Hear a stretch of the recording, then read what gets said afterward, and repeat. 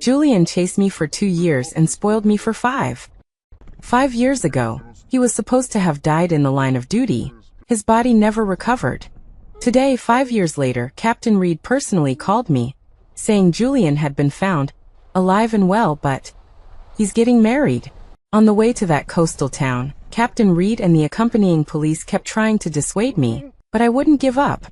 I stroked the plain ring on my hand. He proposed to me. He's my fiancé. How can he marry another woman?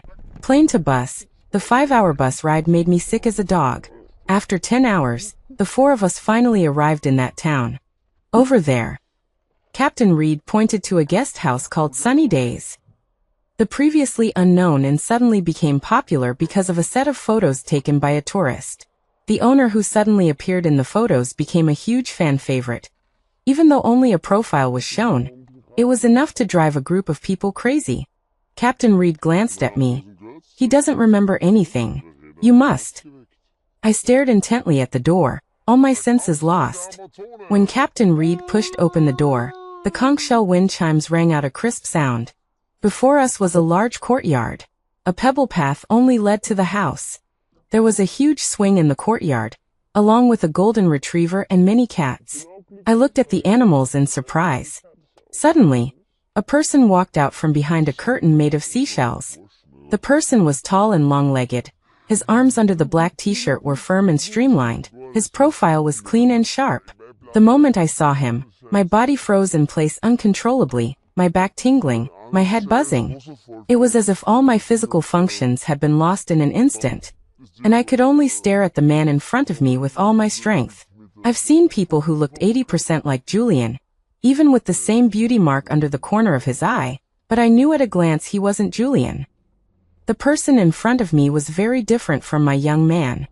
His face was more mature than the young Julian, with more edges and corners, and even more sternness.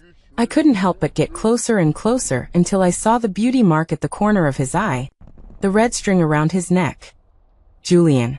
I forced back the sobs in my voice and gently called out his name, afraid of scaring him away. He looked up at me, his eyes filled with utter unfamiliarity. What? Julian? I could barely say his name clearly. The man looked at me coldly. Sorry, miss. You've mistaken me for someone else. But I can mistake anything in this life, except for Julian, because he is half my life. Captain Reed hurriedly pulled me away. Excuse me, do you have any vacant rooms? Julian scrutinized us carefully with his arms crossed. Yes, how many rooms do you need? 2. Come in. He turned his head straight and walked into the house, not even looking at me. I naively thought that as long as he saw me, he would remember me. As long as he saw me, everything would be different. But the way he looked at me was unfamiliar, sharp, and with a hint of annoyance at being disturbed. I didn't cry when I heard he was alive. I didn't cry when I heard he was getting married. But thinking of the way he just looked at me, my heart felt like it was being squeezed in someone's hand, aching so much it was about to explode, and tears fell uncontrollably. ID. Captain Reed handed over our IDs. As the man took the ID, I clearly saw that the little finger on his left hand was missing a section. He walked towards the counter, his right leg limping slightly as he walked. I covered my mouth. Captain Reed took the room cards and hurriedly had someone take me out. I sat in the room for a long time before I could find my voice. How did he become like this? On the way here, I swore that when I met him, I would slap him hard, this ungrateful man. How could he forget me and marry another woman? But the moment I saw him, I suddenly couldn't bear to. I just wanted to hug him. I stayed in the room for a long time, so long that Laura was afraid something would happen to me and dragged me out of the room. Everyone was having a barbecue in the backyard. I saw Julian, who was grilling skewers, at a glance. Captain Reed was standing next to him, and the two seemed to be getting along well. Alara, are you feeling better? I nodded. Julian, let me introduce you. This is Alara. I slowly extended my hand, controlling myself not to shake. Alara, nice to meet you. The broad, warm palm briefly shook my hand. Julian, nice to meet you. The greeting between strangers. At that moment, my nose tingled, and I remembered when he had just proposed. He held me, his whole being gentle beyond words, and tenderly called me Mrs. Julian, nice to meet you. In the end, we missed each other. Looking at the person in front of me, I had countless things I wanted to ask, but in the end I only asked, "This place is beautiful. Are you living well here?" He skillfully flipped the barbecue grill and replied casually, "It's pretty good." "That's good." As we spoke, a chicken wing suddenly fell. He looked in the direction of the door. "Potato, come here." Potato was the name of a ginger cat we adopted together. He named it. He said, "It's fat and round, so let's call it Potato." Looking at the golden retriever wagging its tail, my throat tightened. He's called Potato? Yeah, it's fat and round. What else would I call it? I turned my back and quietly wiped away my tears. Only he could come up with such a tacky name. The skewers were grilled, and everyone gathered around to eat. Looking at the beer on the table, I took a can and poured it into my mouth. The bitter taste spread in my mouth. I looked at the person across from me. The beauty mark that I used to make fun of was still at the corner of his eye, and he still wore a red string around his neck, but I didn't know if it was the one I gave him. Everything felt unreal. Laura distributed the skewers to us, placing mushrooms on his plate. He picked them up before he could. No, he can't eat mushrooms. Everyone at the table suddenly looked at me. Just as I was at a loss, a figure suddenly ran over and jumped directly onto Julian's back, rubbing against his neck affectionately. "Julian, I missed you so much." Julian hurriedly bent down, protecting the person behind him with one hand. "Get down." Although it was a reprimand, I heard only doting in his tone. The person on his back was pulled into his arms. He smiled and introduced, "This is my wife, Sierra." I was still holding the mushroom skewer, staring blankly at the girl with a smile as bright as the sun. My chest trembled, and my whole body felt like it had been hit by a heavy hammer, hurting so much I couldn't breathe. "Hello everyone, I'm Sierra, Julian's wife. Welcome to Haicheng." Captain Reed and the others greeted her in turn. Sierra was very talkative. She praised everyone. She praised me. "Alara, you're so beautiful. You're so thin. I'm so jealous. And your hair is so good. Unlike me, I'm going bald soon." Saying that, she suddenly remembered something, and turned her head to look at the man behind her. "It must be because you're drying my hair wrong. Pay attention, otherwise I'll be a bald bride at the wedding next week." Julian ruffled her hair, and smiled helplessly. "Okay." Looking at her clear eyes, untouched by a grain of dust, and filled with anticipation for the wedding, she was just like me back then. "Wedding?" Laura asked. "That's right. Next Wednesday is our wedding. I hope everyone can come." I opened another can of beer. Sierra also took a can, but the man snatched it as soon as she took it. "You're not allowed to drink." Sierra pleaded, "Just a sip." Saying that, she secretly kissed him, not caring that we were there. "Good Julian, just a sip, just one sip. Drink this." The white cup contained rising rose petals. When the cup was opened, the fragrance of roses wafted out. "Sierra Fronez." "Roses?" "Julian, I've told you 800 times I don't like flower tea. Why do you always forget?" "I don't know. I just always make it without thinking." Hearing his words, I turned my head away and finished the last sip of beer. I don't like to drink water. I overused my voice when reciting things in high school, and I couldn't even speak when it was bad. To get me to drink more water, Julian tried all sorts of ways to get me to drink water, rotating flower tea, fruit tea, and oolong tea. In winter, he would also make me stewed apple water and pear soup. Every time I drank an extra cup of water, the unapproachable Julian would almost worship my pink thermos cup. Seeing me drink beer, Sierra continued to bargain. "Look, Alara has already drunk a can. Maybe her hair is so good because she drinks beer." "You're a chatterbox." I looked at the beer by my hand and smiled bitterly. My former boyfriend also didn't let me drink, because I passed out after one bottle. He was very strict with me. Sierra looked at me. "Then if you drink like this now, won't he be angry?" I glanced behind her and shook my head. He doesn't care about me anymore. As if she had said the wrong thing, Sierra looked at me apologetically and didn't make a fuss anymore, obediently hugging Julian's cup and drinking it clean. I only ate that mushroom skewer. I drank a lot of wine and my head was a little dizzy, so I went back early. When I went down the steps, I heard Sierra's hearty laughter. I looked back and saw Sierra clinging to Julian's back like a sloth, waving her hands and feet, talking nonstop. Julian was staggered by the clinging every now and then, but he still tidied up the table with a good temper, as if he was used to it. Julian is not a good-tempered person. I thought he was only good-tempered with me. I thought he would only love me in this life. Looking at Sierra, whose face was overflowing with happiness, I covered my aching heart, so sad I was about to die. That should have been me. I should have been the one spoiled rotten by Julian. I restrained the urge to tear the two of them apart, and forced myself back to the room. I opened my bag and dumped everything on the floor until I swallowed the medicine, and my tidal emotions slowly began to recede. When Laura came in, I had returned to normal. I thought you were going to make a big scene. I looked out the window. I was planning to, but I suddenly couldn't bear to. I saw you brought so many things. Did you want to help Julian recover his memory? The box contained our 10 years together. There was the first little note he wrote me and the first confession letter, as well as the gifts he gave me from age 18 to 28, and our first group photo and our first wedding photo. I shook my head. I didn't plan to. Laura looked at me in surprise. Why?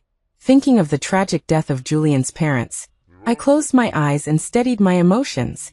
I don't want him to suffer the pain of losing loved ones twice. I woke up late the next day. By the time I packed up and went out with my drawing board, it was already past lunchtime. Laura waved at me.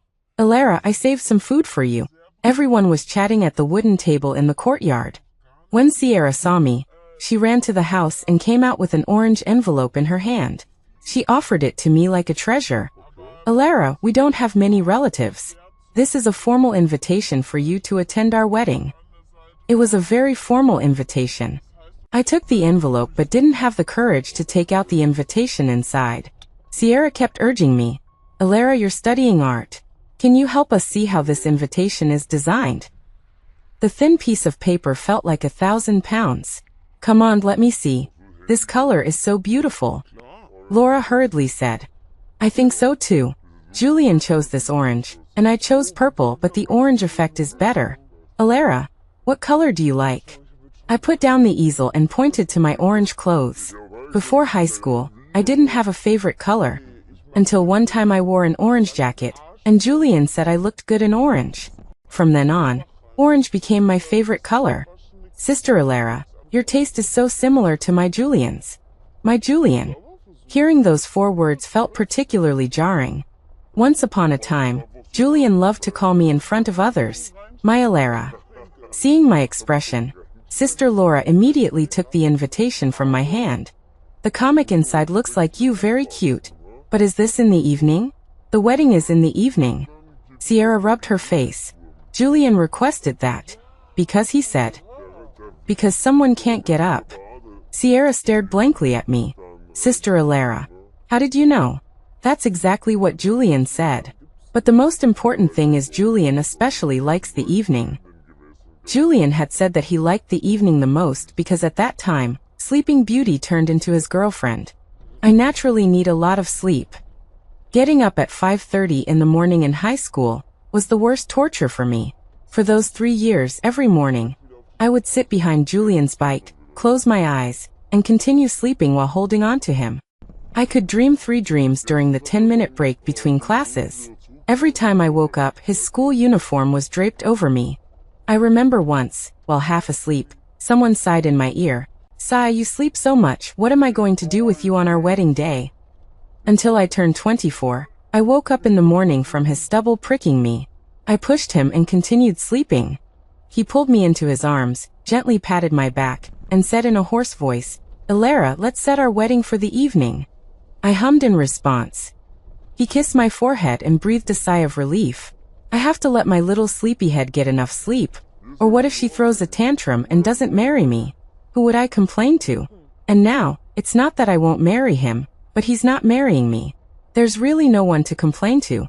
I got up and picked up the easel. At that moment, Sierra saw the ring on my ring finger. Seeing her gaze, I shook the ring. Because he said that too. Are you married? Sister Alara. Yes, I've been married for 5 years. Sierra was very surprised. Then where's your husband? Didn't he come with you? I looked at the man walking over in the distance and shook my head slightly. As I walked out of the guest house, Sierra's laughter still followed me. She was telling Sister Laura about Julian's proposal process. I quickened my pace, as if demons were chasing me from behind. I found an open space, set up the easel, and just as I picked up the palette, I felt a dizzy spell. I took out a medicine box from my pocket and swallowed a pill. Only then did the discomfort slowly dissipate. I've never been a lucky person. I have no parents, no friends, and I've never won a try again on a bottle. I thought the goddess of luck hated me, but on that day, I won a doll I had liked for a long time, got a free cup of milk tea, and won a 5,000 yuan cash prize in a supermarket's lucky draw. Even the cola I bought for Mia had a try again cap. Mia looked at me with a smile. Lucky goddess, thanks to you. I couldn't believe it. How could I, who had always been unlucky, be so lucky? Just as our car was turning, it suddenly lost control and crashed forward. Looking at the wall getting closer and closer, I screamed in fear. The car crashed through the wall. Surprisingly, the impact was almost non-existent. I vaguely saw a ray of orange light through my fingers. The light and the fragrance of flowers spread out, falling on a man in a suit in the middle. Julian stood in a sea of flowers, wearing a well-tailored suit. Friends and family were all dressed up. Even Potato was wearing a handsome little suit, squatting beside him. I looked at everything in front of me in shock until Julian walked over and opened the door. I still remember the first thing he said to me. He said, "Miss Alara, it's time." That was our secret code. Time to eat, time to leave school, time to kiss, time for you to marry me and me to marry you. He helped me out of the car, and applause filled the air. Julian, a man who had been in life and death situations for many years, was so nervous that he couldn't even speak properly. "Alara, did you have a good day?" I choked up and couldn't speak. I could only nod vigorously. He smiled devilishly. "Alara, there's something very, very important that I need you to help me with, and only you can do it." I looked at him. "What is it?" "Be my wife. Marry me, and I'll make you this lucky every day. And I'll give you one free with two, maybe even three." It's strange. Many things happen naturally between me and Julian, without any preparation or assumptions. It was like I knew he would definitely marry me, and he knew that I would only marry him. That day, after the proposal, he bought a lottery ticket on the way back. He said to me, "If I win, all 30 million yuan is yours. What if you don't win?" I asked him. He looked at me with a calm face. "It means marrying you used up all my luck." I laughed so hard. I said to him with a serious face, "I always thought I was unlucky. It turns out I was saving it all up to meet you." "That's right. You saved up 18 years of luck to meet me. I hope you cherish me." I leaned over and kissed him, and said to him very solemnly, "I will." When the sunset appeared, I greedily looked at the fiery red, the words still ringing in my ears, but the person was gone. When I carried the easel back, the lights outside the guest house were already on. As I got closer, I saw a figure standing at the door. Fiery red sparks floated in the air, and the smell of nicotine drifted over. I frowned and looked at the person in front of me. When he heard the movement and turned his head, I actually saw a trace of panic in his eyes. He quickly stubbed out the cigarette and awkwardly scratched the back of his head, just like Julian used to do every time he was caught smoking. I stood there, using all my self-control to ignore him. But just as we brushed past each other, I heard him say, "Alara, I remember you." With a bang, I felt all the blood in my body rush to my head. Had my Julian come back? I turned around stiffly. My shoulders and calves trembled uncontrollably, and my heart also trembled. The name Julian was on the tip of my tongue, but it stopped when I met his calm gaze. Julian would never look at me with that kind of look. He always looked at me with a smile, and the gentleness in his eyes enveloped me. The sudden great joy and great sorrow made my heart ache. I lowered my head, not wanting him to see my reddened eyes. "Captain Reed told me, but he didn't tell me about you." He analyzed slowly. "I feel like you're very familiar, but not just familiar as colleagues. Every time I see you, I feel a sense of guilt, and even a little afraid of you. You know I'm allergic to mushrooms, and the red rope around your neck is the same as mine." The red rope was something we prayed for together at Xianyan Temple. I prayed for his safety, and he prayed that I would get my wish. The red rope had 2 silver pieces with our initials on them. I forgot. Julian was a scout. Although he lost his memory, the vigilance in his bones was still there. The overly enthusiastic attitude of Captain Reed and the others could not escape his eyes. It was only a matter of a day or 2 before he figured it out. As for my identity, he couldn't figure it out, or maybe he did figure it out but didn't dare to believe it. I slowly raised my head and met his scrutinizing gaze. He looked down at my ring. Sierra said, "You're married." I. Although his hands were in his pockets, I knew he must be clenching his fists now, his heart in a mess. Yes, the man who was about to win the heart of a beauty immediately, the man who was dizzy with happiness, suddenly had a woman appear who might have something to do with him. He must be distraught. My throat was dry and I couldn't make a sound. After several attempts, I slowly opened my mouth. "I am indeed married, but it has nothing to do with you." Visibly, I saw him breathe a sigh of relief. That second was the most painful second of my life. I never thought that I would have such a day in my life, that Julian would be glad that he had nothing to do with me. I still remember when he was in high school, when he was caught stealing glances at me, his ears turning red and his little expression of being at a loss. And when I agreed to be his girlfriend, he was so happy that he felt like he had gotten the whole world. I had only seen that kind of happy, wish-fulfilled smile twice. Then what about him? I looked at the person in front of me, and tears immediately burst out. He looked at me helplessly and apologized. "I'm sorry, I bent down, raised my hand, and stopped all his movements. "Your parents feel sorry for me and treat me like a daughter. You and I don't have much of a relationship. I came here mainly to take a look for the sake of the 2 elders. As for the red rope," I pulled hard, and the red rope fell off. "Your parents prayed for your safety, and they just prayed for one for me too." Julian looked at me without saying anything, but I didn't have the strength to keep up the facade anymore. These few words should be enough to let him marry in peace. I don't know how I walked back to the room. I thought I was controlling myself well, but the moment I turned around, tears streamed down my face. Tears smudged my makeup. Looking at my tired and weak face, I covered my face with both hands and squatted in the corner of the bathroom and cried for a long time. 5 years. I dreamed of Julian coming back to my side, but the moment he appeared, I had to push him away. "Why do you have to do this to me? Why me?" Because of the emotional ups and downs, my stomach churned, and I tasted blood in my throat. "Alara, what's wrong? Open the door." I leaned against the wall and stood up. I flushed the toilet as usual, quickly touched up the makeup that had been smudged by tears, and then walked out like a normal person.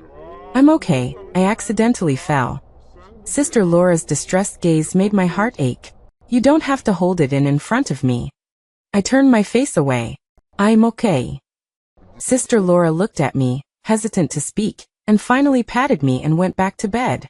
The moment I turned my head, I saw the things on the table again, the orange invitation, the evening wedding, the one that should have been mine. At that moment, I suddenly felt very unwilling, very unwilling. Emotion took over, and I rushed out the door and went straight to the hall. "I want to tell him, I am your fiancé." The salty sea breeze blew over, making my face hurt. Sierra's laughter came from the 2nd floor. I looked up and saw Julian brushing Sierra's hair. That careful but loving action was so familiar. Sierra was comfortably nestled in his arms, and I, the one who used to be in his arms, had become a bystander. I was frozen in place by the laughter. If I tell him, I am his fiancé, Julian is a man who takes responsibility to the end, what should he do with me? I don't want him to pity me. I just want Julian to love me. By the time I calmed down and went back, it was already dawn, but Sister Laura was still not asleep. Julian found out himself. Although he has amnesia, he hasn't forgotten his old trade. I know. What about his parents? Did Captain Reed tell him? The air was quiet for a few seconds. They said it was a car accident. I nodded and didn't say anything else. At least that reason was acceptable. Julian said he's going back to lynching with us after the wedding. After a long time, I said, he started a career and started a family. He should take his wife back to see his parents. He should. Did Julian ask you? I thought of the person who was waiting for me at the door again. He asked, but I didn't say anything. Don't worry. Elara, you know that's not what we mean. I clutched my stomach, which was in pain. But that's what I mean. From the age of 18 to 28, for a whole 10 years, Julian had become a part of my life. He was like a vine wrapped around my most important memories. Now that I'm tearing it away, it's bloody, and it hurts terribly. The third day I came here, insomnia found me again. I stayed awake until dawn. There were still 2 days until their wedding. Sierra's voice rang out early in the courtyard. She was busy preparing for the wedding. Here, I want a flower arch, with red roses. How long should the red carpet be? How big should the backdrop be? Julian, if there's no photo wall, you're dead. The sounds in the courtyard were constant. I buried my head in the covers, but Sierra's voice drilled straight into my ears. Actually, we also had a wedding. The flower path was made of white jasmine when he proposed. The bouquet was handmade by Julian, with orange freesias, exuding a sweet fragrance. The guest seats were decorated with orange ribbons. The menu was finalized after we revised it 4 times. Even the wedding candies were chosen together. The candy boxes had cartoon versions of the two of us printed on them. He held my hand as we walked down that long flower path. His warm hand trembled uncontrollably. It was just a rehearsal, but he was incredibly nervous. Everything was going so smoothly, but the mission happened that night. He didn't have time to put the wedding ring on my finger, nor did he get to see me wear the wedding dress embroidered with his name. He kept apologizing to me, saying he would be back in a week, just a week, and he would come back to marry me immediately. So I waited and waited for 5 years, and waited for the news that he was marrying someone else. When I finished putting on my makeup and went out, many people were setting up the venue in the courtyard. Sierra ran over to me immediately when she saw me. Sister Elara, I need a little help. I never imagined that the help Sierra wanted me to give was for her wedding. On the white backdrop, I skillfully took out my palette, found the paints I needed, and sketched the outline of a sunset with a few strokes. Okay, Sister Elara, you painted so well. If I didn't have to put photos on it, I would have loved to have you paint the whole thing. I put away my paintbrush. Photos? Sierra turned her head. Photos of Julian and me from the past 5 years. Sierra stuck the photos one by one on the backdrop. She was a naturally outgoing girl, or maybe she wanted to share her happiness with everyone, so she kept talking about their 5 years. This one is when Julian just got out of the hospital. He was so thin, but also very fierce. I saved him, and he worked for me to pay off his debt. Actually, I fell in love first. I pursued him for 2 years, and he always rejected me for the same reason. Sierra scratched her head. He said he forgot something very, very important, and didn't want anything else until he found it. I suddenly remembered what he said when he proposed. Elara, there's something very, very important I need your help with, and only you can do it. What? Be my wife. I looked at the person in the photo, my throat hoarse. Did you find that very, very important thing? Sierra shook her head. No, he doesn't remember anything. I accompanied him aimlessly for 3 years. Later, we went through some bad things together. He pitied me for being an old maid and reluctantly yielded to me. After a long time, I heard my own voice. I guess it's not important after all. Sierra immediately refuted me. No, it's very important to Julian. He hates hospitals, but for that thing he went to the hospital for treatment for 3 years, rain or shine. In the photo in front of me, Julian was standing by the sea, the sun shining on him. He was smiling wildly and recklessly. I seemed to see the 18-year-old Julian, the frivolous and arrogant young man, who only lowered his head to girls. I raised my hand and touched the photo. Why bother? Forgetting means it's not important. Sister Elara, please sign the first name. The orange signing pen felt incredibly heavy at that moment. I held the pen for a long time without moving. Never mind, my handwriting isn't very good.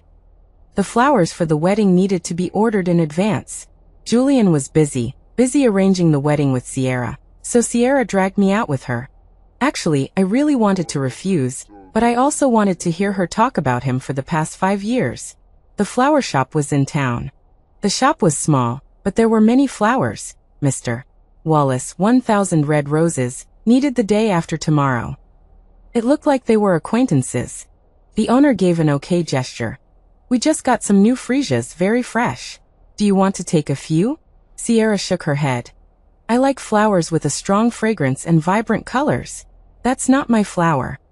The girl in front of me was like a red rose, passionate and energetic, able to heal everything, including wounded people. When I left the flower shop, I still bought 2 freesias. The orange petals exuded a faint fragrance. There was a fruit stall on the roadside. Sierra squatted down to pick out mangosteens. Julian loves to eat mangosteens. I'll buy him more. We lived in a northern city. Common fruits were apples and pears. I didn't even know that his favorite thing to eat was southern mangosteen. Apart from his face, it seemed that everything else wasn't my Julian anymore. The roar of a motorcycle came from a distance. The swaying motorcycle quickly fled through the narrow alley. Behind it were 2 policemen. The motorcycle quickly approached, but the driver didn't have any intention of braking. The motorcycle brushed against Sierra's clothes just as she was about to get up. I used all my strength to push her away. The pain of the impact instantly appeared on my body. I was knocked into the fruit stall and fell to the ground with the scattered fruit. At that moment, I only saw my flowers being trampled underfoot. Sister Ilara. On the 3rd day of coming here, I was admitted to the hospital. When I woke up, it was evening. A group of people surrounded my bed, including Captain Reed and Julian. I really didn't have the strength to speak. Sierra said a lot, her eyes teary. I saw someone comforting her by patting her back, and then closed my eyes again. When I woke up again, it was in the middle of the night. The room was dark. The first thing I did was reach for my hair. Someone pulled down my hand in the darkness and fixed my hair for me. The back of my hand suddenly felt hot, and the person in the bed sobbed. When did it happen? I looked at the shadow in front of me and sighed. Half a year ago, I guess. Why didn't you say anything? I patted her arm. It's not a bad thing. This disease is a relief for me. I'm sorry, I'm really sorry. I didn't know you were sick. I was still guarding against you getting close to Julian. I patted Laura's hand. You're not wrong. I did have impure motives. That's Julian, the person I loved for 10 years and almost married. I had to fight for myself no matter what. The throbbing pain in my stomach came again. I held my breath for a while, and when the pain subsided a little, I said, if it wasn't for this disease, I would have really made a scene. Otherwise, I wouldn't be content. Laura's soft sobs made me feel uncomfortable. Really don't want to tell him? There's still a chance, Ilara. Laura's sudden defection took me a little by surprise. I tried to open my eyes wide to prevent tears from falling. Even if I was unwilling, I could only accept my fate. No. We all know that the deaths of Julian's parents weren't an accident, it was revenge. If he knows the truth later, how painful would he be? And according to his temperament, he wouldn't let it go. He might even risk his life to. I don't want him to be hurt again. I sniffled. I can't just tell him that I'm his fiancé and immediately ask him to take care of my funeral, right? Losing 3 relatives at once, what would he do? He's about to get married. Laura next to me cried more and more. I took her hand and comforted her instead. Don't cry for me. When I found out I had this disease, I felt relieved. Everything that tortured me was finally coming to an end. It wasn't until I heard about Julian that I felt like I was collapsing. But when I saw him with Sierra, I suddenly felt glad that I had this disease. Ilara. I turned my head away, and tears slipped into the pillow. Besides, you've seen it too. He's Julian, not my Julian. Julian must still be waiting for me to go find him. Laura, I'll be able to see him soon. Laura gently hugged me, and I hugged her back. Laura, can you do me a favor? That night, Laura cried and couldn't sleep, while I, because I had revealed my secrets, fell asleep without any burden. On the morning of the 4th day, I woke up early. Laura combed my wig for me, and I smeared things on my face. She said to me, "Are you still putting on makeup?" Since coming here, I've been putting on makeup every day, because my complexion is too bad, and also because I want to look presentable. Just a simple touch, to look more energetic. Laura didn't speak, but her hand movements became lighter. When Sierra came to deliver breakfast, I noticed that her expression was wrong. She was listless and absent-minded. Finally, when Laura went out, she approached me. "Sister Alara, Julian is your husband, right?" The hand holding the porridge trembled. I was about to open my mouth when I heard her say, "I didn't mean to rummage through your suitcase. I went to get you a change of clothes." I put down the porridge and looked at the girl who suddenly started to cry. "I snatched him from you. He should have been yours. I occupied him for 5 years. I'm really sorry, Sister Alara. I'm really sorry." The kind girl in front of me was crying uncontrollably. "Sierra, you didn't do anything wrong to me. Your lover is Julian, my lover is Julian. You didn't snatch anything from me. But Julian is Julian." I shook my head and wiped away her tears. "No, the one who loves you is Julian. The one who loves me is Julian." I said, "He's not him." "Then he's not. I risked my life to save you, but not to see you call off the wedding." Sierra stayed until Laura came back before she left. Her eyes were still red when she left. Laura went back to sleep in the afternoon and brought dinner back in the evening. I never imagined that Julian would deliver dinner. The moment I saw him come in, I was glad that I had put on makeup, but I was worried that my wig was crooked. I took advantage of the moment he turned around to fix it many times. The insulated container contained easily digestible egg custard, as well as milky steamed buns and braised short ribs. He probably didn't know what I could eat, so he made 2 portions.